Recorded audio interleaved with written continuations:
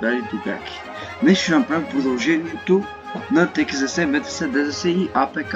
В миналата серия говорихме за България преди 9 септември и малко след 9 септември. Днес ще продължим тази тема. Като започнем с това, че след напредването на кооператива, всичко вече започва да е научно обосновано. Примерно, че ние се разделя на сектори, взема се от различните сектори почва, кара се в специалните институти, те изследват, дават резултати и се казва: на тази почва може да вирее грозде, правят се блокове козя. Или може да расте праско, правят се блокове праско. И така, всичко е научна основа. Един от големите постижения, първите постижения всъщност започват вече да създават нови сортове. Пример на тези сортове са Мелник 55 и Рубин. Също така, едно от големите постижения е влизането на много техника. Навлизат много трактори. Разбира се, първоначално това е било спомагано от Съветския съюз и от приятелски държави.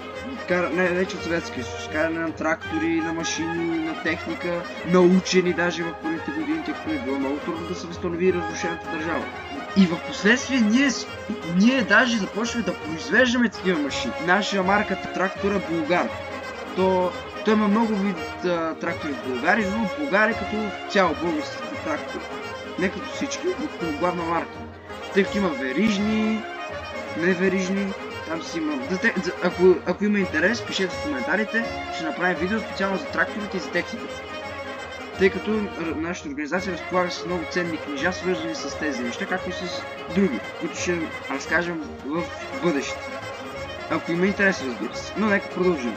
Също така, за беритба и за други дейности са използвали младежките бригади. Започва изграждането на специални структури, свързани с стопанството, хагари за складирането на различни видове култури. Общо взето започва да се изграждат структури за складирането и производството на някои ресурси.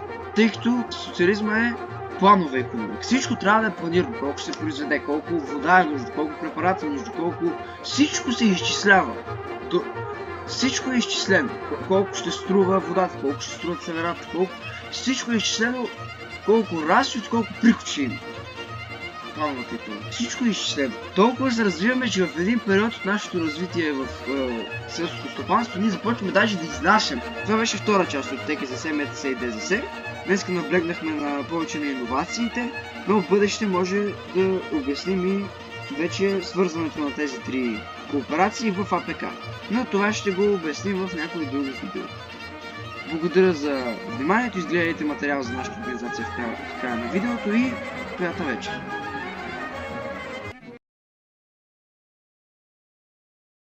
Другари и другарки, СМВК се обръща към вас с призив за подкрепа и присъединяване. Това е младежка комунистическа организация, обединена от идеите на комунизма и социализма. Другари и другарки, очакваме ви!